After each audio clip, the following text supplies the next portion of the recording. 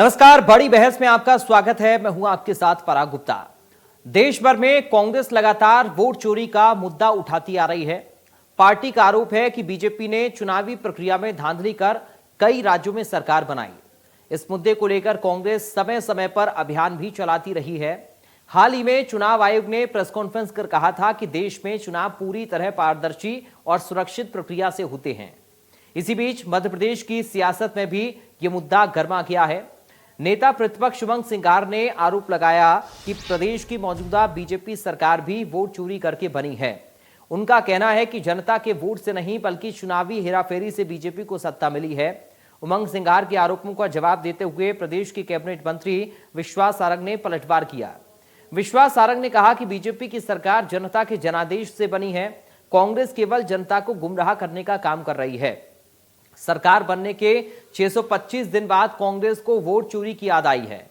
अगर वास्तव में उन्हें चुनाव परिणामों में आपत्ति थी तो उस समय संवैधानिक अधिकारों का उपयोग करते हुए शिकायत दर्ज करानी चाहिए थी।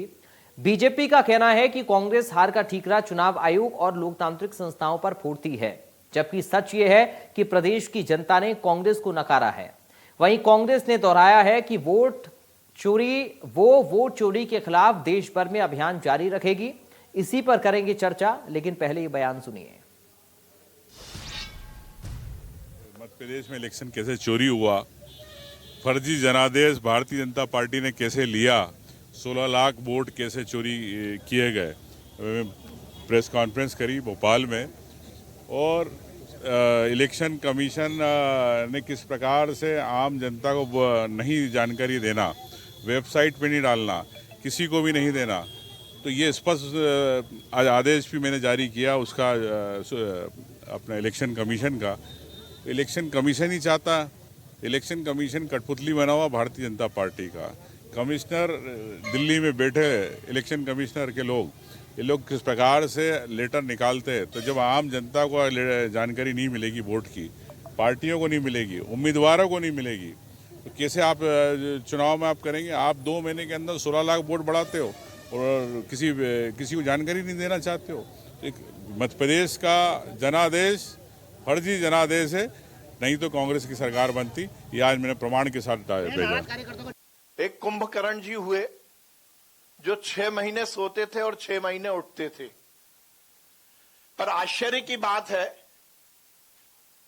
कि नेता प्रतिपक्ष जी और कांग्रेस के नेता तो उनसे भी आगे बढ़ गए। 20 महीने हो गई सरकार बने हुए। 20 महीने पहले मध्य प्रदेश की जनता ने जनादेश भारतीय जनता पार्टी को दिया, और यदि मैं दिनों की बात करूं तो लगभग 625 दिन हो गए। जोरदार मामला है कि 625 दिन बाद याद आई कि वोटों में गड़बड़ी हुई। 625 दिन बाद याद आया कि चुनाव आयोग ने वोटों की हेराफेरी कर दी और हमारी सरकार बन गई। इस वक्त हमारे साथ 2 खास मेहमान जुड़ गए हैं, आपका परिचय करा दें। बीजेपी से प्रवक्ता मंजरी जैन है। मंजरी जी, आपका स्वागत है। कांग्रेस पार्टी से प्रवक्ता धर्मेंद्र शर्मा हैं। धर्मेंद्र जी, आपका स्वागत है। सबसे पहले मंजरी जी, आपका मैं पहला रिएक्शन चाहूंगा इस चर्चा में। अब मध्य प्रदेश का विपक्ष भी ये कह रहा है कि आप लोगों ने वोट चोरी कर सत्ता पर कब्जा किया है। पहला रिएक्शन आपका मंजरी जी। जब चुनाव हार जाती है ना, तो इस तरीके के ही इल्जाम लगाती है। पहले ईवीएम पर ठीकरा फोड़ रहे थे, जब इनको वहां से फटकार लग गई न्यायालय से, तो अब ये चुनाव आयोग पर तो पहले प्रश्न चिन्ह लगा रहे थे। आप कह रहे हैं कि वोटर लिस्ट में गड़बड़ी की है। अरे, जब वोटर लिस्ट में नाम जोड़े जाते हैं, काटे जाते हैं, तब आपके जो एजेंट होते हैं, जो हर पार्टी के एजेंट होते हैं, वो क्या करते हैं भाई? आप फॉर्म नंबर 6, 7, 8 क्यों नहीं भर के देते हैं? आप आपत्ति क्यों नहीं लगाते हैं? अगर आपको इतना डाउट है किसी वोटर पर, तो आप उसको, और फिर पहली बात यह है कि अगर आपको ये पता है कि ये वोटर फर्जी है या इतने लाख वोटर फर्जी, तो उसमें से कुछ तो निकाल के ले आइए कि ये फर्जी है। करिए ना पेश, जाइए ना न्यायालय, आपत्ति करिए ना, हलफनामा पेश करिए ना, तो भाग जाएंगे। इनके नेता भाग जाते हैं। और राहुल गांधी जी बड़े यात्राएं निकाल रहे हैं, ये लगा रहे हैं, वो लगा रहे हैं। तो आप ये बताइए, सबसे पहले वोट चोरी किसने की थी? जब सरदार वल्लभ भाई पटेल जी को 14 वोट मिलते हैं और नेहरू जी को 1 वोट मिलता है और प्रधानमंत्री नेहरू जी बन जाते हैं। अच्छा वो छोड़ दीजिए, 1975 का देख लीजिए, 1971 में इंदिरा गांधी जी चुनाव लड़ती हैं, न्यायालय इनको जो है दोषी करार देता है और फिर ये इमरजेंसी लगाते हैं। वोट चोरी किसने की थी? उसके आगे चले आइए, लगातार इनके जो प्रधानमंत्री रहे उन्होंने वोट चोरी करके प्रधानमंत्री बने। आप बताइए कि टीएन शेषन को लोकसभा चुनाव क्यों लड़ाया गया? एमएस गिल को राज्यसभा सांसद बनाकर उनको केंद्रीय मंत्री क्यों बनाया गया? क्या कारण था ऐसा कि उनको जो चुनाव जिनको तटस्थ रहना चाहिए था उनको आप जो है उपकृत कर रहे हैं, उनको पुरस्कृत कर रहे हैं, क्यों कर रहे हैं? क्या कारण है उसका? तो ये जो है इनकी जो नाकामी है और जो बिहार में जिस तरह से चुनाव चल रहा है और जो इनको हार का डर सता रहा है, इसलिए ये इस तरीके के प्रोपेगेंडा रच रहे हैं, झूठ और भ्रम की राजनीति कर रहे हैं, जनता के बीच में झूठ पहुंचाने की कोशिश कर रहे हैं, भ्रम फैलाने की कोशिश करते हैं। ये इनकी आदत बन चुका है। राहुल गांधी जी 90 बार चुनाव हार चुके हैं। मैं लौटूंगा मंजरी जी सेकंड राउंड में आपके पास। धर्मेंद्र जी से एक रिएक्शन पहले राउंड में। धर्मेंद्र जी बताइए, अब बीजेपी कह रही है कि 2 साल के बाद जाग रहे हैं आप लोग, कुंभकर्णी नींद में सोए थे तब से। जी नमस्कार गुप्ता जी। एक कहावत है, तू इधर उधर की बात ना कर, ये बता काफला लुटा कैसे। आज बड़ा शर्मनाक है जब हम इलेक्शन कमीशन से जिम्मेदार विपक्ष के नाते सवाल करते हैं तो उसको डिफेंड करने के लिए भारतीय जनता पार्टी सामने आ जाती है। डिफेंड करने हम नहीं आते। मंजरी जी मैं आऊंगा आपके पास, एक बार पूरी हो जाए धर्मेंद्र जी की बात, फिर मैं आ रहा हूँ। आप मुझे बताइए गुप्ता जी, डिजिटल इंडिया का जमाना है और हमने चुनाव आयोग से मांगी डिजिटल लिस्ट हमको प्रोवाइड करा दी जाए, जिससे हम सर्च कर लें और पता लग जाए कितने फर्जी वोट हैं, कितने डुप्लीकेट वोट हैं, कितने फॉर्म 6 का उपयोग कर आपने नकली वोट बना रखे हैं। लेकिन आज डिजिटल इंडिया के जमाने में डिजिटल लिस्ट चुनाव आयोग प्रोवाइड नहीं करा रहा। हम जब चुनाव आयोग की साइट पर सर्च करने जा रहे हैं तो वो साइट अंडर मेंटेनेंस लिख कर आ रही है, साइट खुल नहीं रही। हम चुनाव आयोग से लगातार वोटर लिस्ट मांग रहे हैं, चुनाव आयोग वोटर लिस्ट दे नहीं रहा। आप बताइए इनने का इतना समय क्यों लग गया? इतना समय इसलिए लग गया जब आप हमको दस्तावेज प्रोवाइड नहीं कराएंगे। हम आरटीआई लगा रहे हैं तो आरटीआई में आप जवाब नहीं दे रहे। हमने महाराष्ट्र में जिस प्रकार से 1 करोड़ वोटों का बढ़ोतरी हुआ, उसको लेकर हमारे नेता प्रतिपक्ष देश के सम्मानीय नेता राहुल गांधी जी ने निर्वाचन आयोग से मांग की कि आप हमको वो लिस्ट प्रोवाइड करा दें। ये वोटर लिस्ट कहाँ से बनी है, ये वोटर जो बनी है कौन है, क्या है, इनकी आप एक लिस्ट प्रोवाइड करा दीजिए। और एक डिमांड जो हम शुरू से लेकर आज तक करते रहे कि डिजिटल फॉर्म में आप हमको ये लिस्ट प्रोवाइड करा दें तो हमको आसानी होगी। अब एक महादेवापुरा सीट को खंगालने में 6 महीने लग गए, क्योंकि आप देखिए 3 क्विंटल का बंडल वोटर लिस्ट का जो हमें मिला, उसे स्वाभाविक तौर पर आप जब उसको स्टडी करेंगे तो बहुत टाइम लगेगा। 6 महीने बाद जब हम उस परिणाम पर पहुंचे कि 1 लाख फर्जी मतदाता एक विधानसभा में बढ़े। अब आप मुझे बताइए, आपके घर में सीसीटीवी कैमरा लगा है, पोलिंग बूथ पर सीसीटीवी कैमरे लगाते हैं, जब हम वीडियो बनाते हैं, लोग वोट डालते हैं, कोई घटना दुर्घटना हो जाती है तो हम वहीं से उन फुटेज को उठाकर सार्वजनिक करते हैं। हमने सीसीटीवी फुटेज मांगे चुनाव आयोग से तो चुनाव आयोग ने कैसा बचकाना जवाब दिया, अरे ये हमारी प्राइवेसी का मामला है। भाई चुनाव आयोग वोटर ये पोलिंग बूथ पर सीसीटीवी कैमरे लगाता है, लोगों की बाथरूम में लगाता है, पोलिंग बूथ पर ही लगाता है ना, तो उसमें प्राइवेसी जैसी निजता जैसी तो कोई बात नहीं है। भाई स्वाभाविक रूप से हम इसीलिए लगाते हैं, कोई घटना दुर्घटना किसी प्रकार का कोई आरोप प्रत्यारोप अगर विपक्ष लगाता है तो हम उन सीसीटीवी फुटेज से उन चीजों को सामने क्लियर रखें। जब ईवीएम मशीन रूम में रखी जाती है, बहुत बड़ी जिम्मेदारी से बात कर रहा हूँ, ईवीएम मशीन स्ट्रांग रूम में रखी जाती है तो सीसीटीवी वहां लगाए जाते हैं, वो भी इसीलिए लगाए जाते हैं। अब इसमें प्राइवेसी वाली बात कर भारतीय जनता पार्टी के प्रवक्ता के तौर पर अगर इलेक्शन कमीशन बात करेगा तो आप बताइए, हम लोकतंत्र में जिम्मेदार विपक्ष हैं, हम जनता के बीच में जाकर मांग नहीं करेंगे?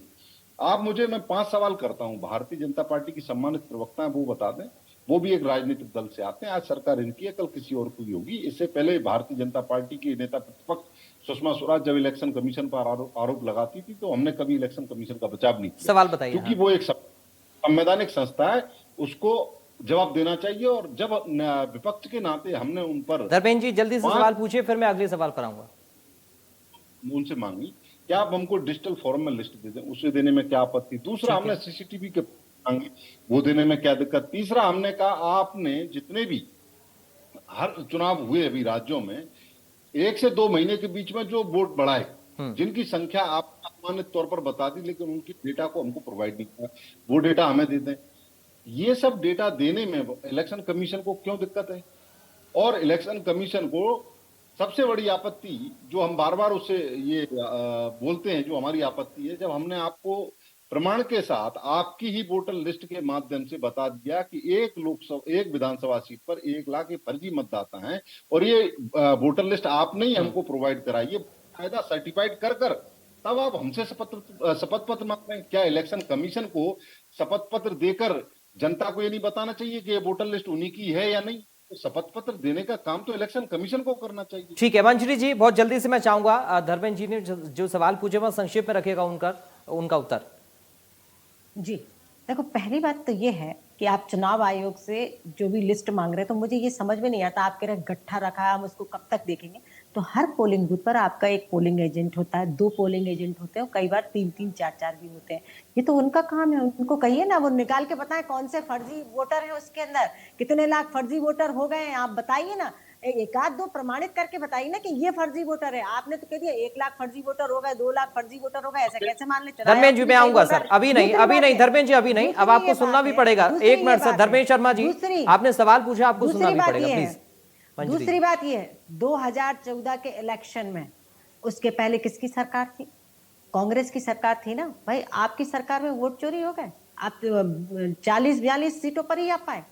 तो मुझे ये समझ में नहीं आता, जब ये चुनाव हार जाते हैं तो ये ठीक रहा, कभी ईवीएम पर फोड़ते हैं, कभी आप चुनाव आयोग पर फोड़ रहे हैं, वोटर लिस्ट पर फोड़ रहे हैं, और एक लोकतंत्र संवैधानिक लोकतांत्रिक संस्था के ऊपर आप प्रश्न चिन्ह लगाते हैं, जो कि पारदर्शी तरीके से चुनाव कराते हैं। और पूरी दुनिया के अंदर ये जाना जाता है कि भारत के अंदर इतना बड़ा लोकतांत्रिक देश है और उसके अंदर इतनी प्रक्रिया और इतने सिस्टमेटिक तरीके से चुनाव होते हैं। आप बदनाम करते हैं, हर जगह आप देश को बदनाम करते हैं, हर जगह आप देश को नीचे दिखाने के काम करते हैं। आपको किसी पर भरोसा नहीं है, आपको सिर्फ एक नेता पर भरोसा है, उसको नेता बनाने के लिए आप तो संवैधानिक संस्थाओं को भी कटघरे में खड़ा कर देंगे, आप तो मोदी जी को भी कटघरे में खड़ा कर देंगे, आप देश को नीचे दिखाने में भी पीछे नहीं हटेंगे, सेना को कटघरे में खड़ा कर देंगे। आपको तो न्यायपालिकाओं पर भरोसा नहीं है, आपको किसी पर भरोसा नहीं है, सिर्फ एक नेता को नेता बनाने के लिए आप सबको कटघरे में खड़ा कर देंगे। तो ये कौन सी राजनीति है भाई? आपके पास कोई अगर कोई प्रूफ है तो आप जाइए ना न्यायालय। चलिए मंजरी जी, मैं लौटूंगा, धर्मेंद्र जी जवाब भी देना चाह रहे हैं, बहुत संक्षेप में रखिएगा, लेकिन उससे पहले धर्मेंद्र जी सवाल मेरा भी इस पर ही है। ठीक है, तो आप तब दावे आपत्ति क्यों नहीं करते? ठीक है धर्मेंद्र जी, अब सवाल ये है कि आप लोग अब जाग गए हैं। ठीक है मंजरी जी, ठीक है मंजरी जी, ठीक है धर्मेंद्र जी, अब सवाल यह है कि आप लोग जाग गए हैं तब जब राहुल गांधी केंद्र से उतर गए हैं। उधर अलग अलग प्रदेशों में जहां पर आप विपक्ष में हैं, वहां पर भी आप ये मांग कर रहे हैं, हरियाणा में भी आप कह रहे हैं, भूपेंद्र हुड्डा साहब कह रहे थे कि साहब यहां पर भी वोट, छत्तीसगढ़ में अब, ठीक है मंजरी जी आऊंगा, छत्तीसगढ़ में अब आप लोग आ गए हैं, माफ कीजिएगा मध्य प्रदेश में अब आप लोग आ गए हैं, फिर छत्तीसगढ़ में आप लोग आएंगे। तो अब सवाल यह है कि जो एक प्रोसीजर होता है शिकायत का, आपको अगर लग रहा है कि फर्जी वोटिंग हुई है, फर्जी वोट है, वोट चोरी हो गया है, क्या कोई प्रोसीजर प्रदेश के अंदर अपनाया जा रहा है विपक्ष की तरफ से, ताकि इस पर बाकायदा साक्ष्यों के साथ, तथ्यों के साथ आप इन तमाम चीजों को रख पाएं और फिर एक जवाबदेही तय हो जाए? कम से कम अगर आप सवाल एक संस्था पर उठा रहे हैं तो उसकी जवाबदेही भी तय होनी चाहिए, और जवाबदेही तब तय होगी जब आप एक प्रोसीजर के साथ चलेंगे। तो क्या कोई प्रोसीजर अपनाया जा रहा है प्रदेश में? गुप्ता जी, मैंने 4-5 सवाल किए, उनका एक भी जवाब नहीं दिया। क्या चुनाव आयोग को सीसीटीवी फुटेज देने में कोई दिक्कत है? ये भी भारतीय जनता। चलिए मंजरी जी के पास शायद जवाब नहीं होगा सर, आप मेरे सवाल का जवाब दीजिए। नहीं, मेरे पास जवाब है मंजरी जी, आऊंगा आपके पास आऊंगा। धर्मेंद्र जी मेरे सवाल का जवाब दीजिए अभी। आप जाइए न्यायालय। मंजरी जी थोड़ा सा रुकना पड़ेगा आपको, थोड़ा सा रुकना पड़ेगा मंजरी जी, प्लीज धर्मेंद्र जी। 45 दिन का समय। मंजरी जी थोड़ा सा रुकना पड़ेगा मैम। धर्मेंद्र शर्मा जी आइए सवाल। कर्नाटक में हमारी सरकार है, वहां की महादेवापुरा विधानसभा सीट का हमने डेटा पब्लिक के सामने रखा। इलेक्शन कमीशन इससे बड़ा सबूत। धर्मेंद्र जी मैंने जो सवाल पूछा प्लीज उस पर आइए सर। आपके ही जवाब पर आ रहा हूं। अभी बिहार में एसआईआर हुआ, डोनाल्ड ट्रंप का वोट बन गया बिहार में, इससे बड़ा फर्जी बड़ा क्या? धर्मेंद्र जी जिंदा आदमी। धर्मेंद्र जी मैंने पूछा क्या प्रोसीजर के थ्रू आप लोग चल रहे हैं या नहीं चल रहे हैं, मैंने बस सिर्फ इतना पूछा। अरे गुप्ता साहब, मैं उसी प्रोसीजर पर तो आ रहा हूं। जिंदा लोगों के साथ जिनको मृत घोषित कर दिया, वोट काट दिया, उनके साथ राहुल जी भोजन कर रहे हैं। ये इलेक्शन कमीशन की खामियां नहीं है, ये प्रोसीजर का हिस्सा नहीं है। हम उसी प्रोसीजर के माध्यम से हमारे नेता प्रतिपक्ष उमंग सिंगार जी ने मांग की है इलेक्शन कमीशन से कि आपने जो 16 लाख वोटर बढ़ाए 2 महीने के अंदर, उनका डेटा हमको प्रोवाइड करा दें। हमने अपनी पूरी टीम लगाई, आरटीआई जो हमारा सेल है वो पूरी टीम लगाई, इलेक्शन कमीशन की तमाम साइटों को खंगाला। आप आश्चर्यचकित रह जाएंगे, आप बड़े जिम्मेदार पत्रकार हैं, आप अपने अभी लैपटॉप पर जाइए, सर्च करिए इलेक्शन कमीशन की साइट अंडर मेंटेनेंस लिख कर आ रही है। अगर आपने चोरी नहीं की तो डर किस बात का, छुपा किस चीज अरे को रहे? धर्मेंद्र जी, मंजू जी जा रहा हूँ, प्रॉपर मंजू जी जा जगह रहा हूँ। जाइए, एक एप्लीकेशन दीजिए, आपको कौन से बूथ की चाहिए, ठीक है। Voter list. लेकिन मैं लेकिन दिलवा ठीक है दूंगी, मंजरी जी, थोड़ा सा कौन रुकना होगा शहर, प्लीज। कौन से बूथ की मंजरी जी चाहिए थोड़ा सा आपको? रुकना होगा, ऐसे नहीं, एक एक करके गजब प्लीज है। प्लीज, ऐसे समय खराब होगा। धर्मेंद्र जी, सवाल ये है कि छत्तीसगढ़ में, मध्य प्रदेश में, राजस्थान में या फिर बाकी प्रदेशों में जहां पर भी आप विपक्ष में पहले भी सत्ता में रहे हैं और वहां पर भी तो इसी चुनाव आयोग के जरिए चुनाव हुआ। मध्य प्रदेश में आप लोग आए 15 महीने में, 15 महीने की आप लोगों ने सरकार चलाई। छत्तीसगढ़ में आप लोग ने हर 5 साल में सरकार बदलती है, राजस्थान में भी ऐसा होता है। तो 5 साल पहले तो यही चुनाव आयोग था। और अगर वोट चोरी से सरकार बन गई है तो फिर 66 सीटें कैसे कांग्रेस की आ गई? क्या 66 सीटें ऐसी वोट चोरी हो गई कि 66 सीटें भी आप ले आए? उधर छत्तीसगढ़ में बात करें तो वहां 35 सीटें आप ले आए वोट चोरी के बाद भी। तमिल टीएमसी की सीटें आ जाती हैं, सरकार बना लेती है, वहां पर बीजेपी वोट चोरी नहीं कर पा रही है। हरियाणा में आप लोग 35-37 सीटें ले आते हैं, वहां पर वोट चोरी के बाद भी सरकार इतनी सारी सीटें आपकी आ गई। क्या ये तमाम सारी जगह पर आपको लग रहा है कि अगर ये सारे आरोप आप लोग लगा रहे हैं तो एक प्रोसीजर के थ्रू चलें, तथ्यों को पेश करें लिखित में, और जो एक प्रक्रिया होती है, क्योंकि चुनाव आयोग ने तो कहा आकर कि अगर आप लोग आरोप लगा रहे हैं तो आप लोग उसको पेश भी करिए ताकि हम उस पर काम भी कर पाए। क्या सिर्फ टीवी पर या प्रेजेंटेशन के माध्यम से आप लोग आरोप लगाएंगे तो उसका समाधान हो जाएगा? सवाल सर ये है, समाधान कैसे होगा? आरोप आपने लगाए तो उसका समाधान कैसे होगा? इस दिशा में क्या कदम आप लोग उठा रहे हैं?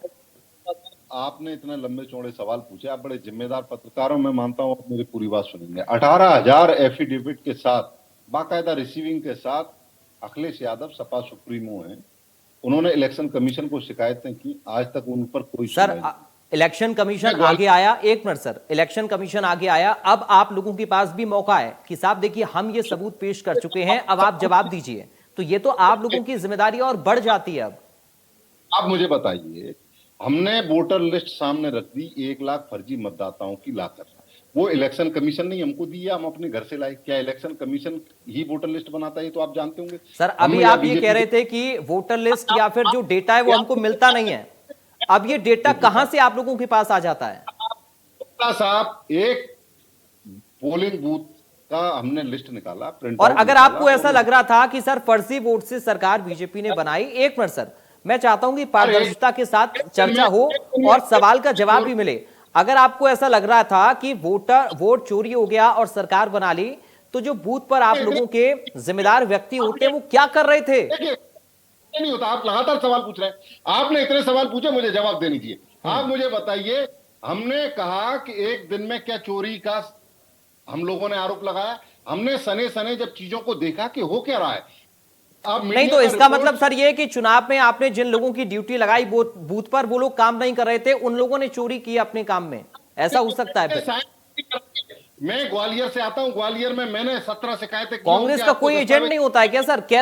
कैसे फर्जी मतदाता वोट डाल देंगे? आप लोगों के जो बीएलओ वो क्या कर रहे नहीं निकले? हमारे पोलिंग एजेंटों के द्वारा, इलेक्शन कमीशन द्वारा साइन तक नहीं कराया गया। आप क्या बात करते हैं? यहाँ एक विधानसभा में ईवीएम मशीन खोल दी गई, स्ट्रांग रूम खुल गया, जब तक हमारा एजेंट नहीं पहुंचा, कितना बवाल मचा था। आपको चुनाव की बातें याद नहीं है? आप लगातार सवाल पूछ रहे हैं मुझे। अरे बीएलओ टाइम पे नहीं पहुंचेगा तो इलेक्शन कमीशन रुकेगा थोड़ी गिनती करने से। ठीक है सर, यानी आप ये कहना चाह रहे हैं, ठीक है धर्मेंद्र जी, आप ये कहना चाह रहे हैं कि वोट चोरी करके भी 99 सीटें आप लोग ले आते हैं, वोट चोरी करके भी आप लोग 99 सीटें ले आते हैं। आप ये कहना चाह रहे हैं आपकी सीटें बढ़ जाती हैं। वोट चोरी कर भी कई ऐसे प्रदेश हैं जहां पर आपकी सीटें बढ़ गई। हरियाणा में आपकी सीटें वोट चोरी करके बढ़ गई। आपको 66 सीटें मध्य प्रदेश में आप वोट चोरी हो गई, बीजेपी ने वोट चोरी कर ली, तब भी आप 66 सीटें ले आए। 35 सीटें छत्तीसगढ़ में आप ले आए। वोट चोरी के बाद भी कैसे तेलंगाना में इनकी सरकार बन गई। चलिए मंजरी जी, सवाल ये है, ठीक है धर्मेंद्र जी अब रुकिए, थोड़ा सा आपको रुकना होगा सर। आप कट टू कट बात नहीं कर रहे हैं, आप लाग लपेट कर रहे हैं, उलझा रहे हैं। मंजरी जी, सवाल यह है कि अगर आरोप लग रहा है चुनाव आयोग के ऊपर, तो विपक्ष का सवाल फिर इस पर भी बन रहा है कि साहब आप लोग क्यों कूद कर आ रहे हैं बीच में? अगर आप लोगों के ऊपर आरोप लग रहा है और सरकार के ऊपर यह आरोप लग रहा है, तो फिर जिम्मेदारी आप लोगों की मंजरी जी पड़ जाती है कि कम से कम पारदर्शिता के लिए जनता के सामने आप लोग आगे आए। नहीं, हमारे ऊपर हम तो आ ही गए ना सामने, पारदर्शिता नहीं, वो कह रहे हैं जब हम चुनाव आयोग से सवाल पूछते हैं तब बीजेपी आती है, जब हम सरकार पर आरोप लगाते हैं तब आप लोग चुप्पी साध देते हैं। आरोप लगाए आपने सरकार के ऊपर आरोप लगाए हैं, इसलिए हम उसका जवाब देने के लिए हाजिर हुए और हम पूरी जिम्मेदारी के साथ जवाब दे रहे हैं। हम लाग लपेट के साथ जवाब नहीं दे रहे हैं। आप बताइए, वायनाड से चुनाव कैसे जीत जाते हैं? आप रायबरेली से चुनाव कैसे जीत जाते हैं? आप अमेठी से चुनाव कैसे जीत जाते हैं? आपका तेलंगाना में सरकार बन जाती है, कैसे बन जाती है? वोट चोरी करके बनाते हैं आप? इसका जवाब दीजिए ना। और दूसरी बात, आप जब ये कह रहे हैं कि 1 लाख वोट चोरी हो गए, इतने लाख वोट चोरी हो गए, तो आपके पास डेटा आया कहां से? अगर चुनाव आयोग ने आपको डेटा नहीं दिया तो बताइए ना। बीच में मत बोलिए धर्मेंद्र जी, बीच में मत बोलिए, डिबेट खराब मत करिए आप। अरे आप डिबेट खराब मत करिए धर्मेंद्र जी। अरे आप चुप रहिए, मेरी बारी है ना, मैं बोल रही हूँ, मेरे से पूछा है। आप मुझे चुप कैसे कर रहे हैं? आप मुझे चुप कैसे करा रहे हैं? आप मुझे चुप कैसे करा रहे हैं? मेरे से सवाल पूछा है, मैं जवाब दूंगी ना। अरे धर्मेंद्र जी, मेरी बारी, आप अपनी बारी पे बोल चुके हैं। आप कर्नाटक में जीत गए, वोट चोरी की आपने। आप राजस्थान में सरकार बनाई थी, वोट चोरी की थी आपने। आप तेलंगाना में सरकार बना ली, वोट चोरी की। वायनाड में, अमेठी में, रायबरेली में वोट चोरी करके बने क्या? आप बताइए ना। अरे गोल्टी लाग लपेट, आपके सारे प्रवक्ता यही करते हैं, मुद्दे पर नहीं रहते, विषय अंतर हो जाते हैं। मैं अभी तीसरी चौथी डिबेट कर रही हूँ, सारे प्रवक्ता विषय अंतर करते हैं, भटकाते हैं, बौखलाते हैं। बौखलाइए मत धर्मेंद्र जी, बौखलाइए मत। जी, आपका धर्मेंद्र शर्मा जी, आपका आज की चर्चा में वक्त मेरे पास इतना ही है। बहुत धन्यवाद करूंगा धर्मेंद्र जी, मंजूरी जी, आप दोनों का। आप लोग आए, आपने अपना वक्त निकाला और बड़ी बहस में शामिल होकर अपने और अपनी पार्टी के पक्ष को रखा। लेकिन सवाल यह है, वोट चोरी का आरोप लग तो रहा है, मगर तथ्य क्या है? चुनाव आयोग ये भी सवाल कर रहा है। फिलहाल अभी बड़ी बहस से मुझे दीजिए इजाजत, बाकी खबरों के लिए आप बने रहिए।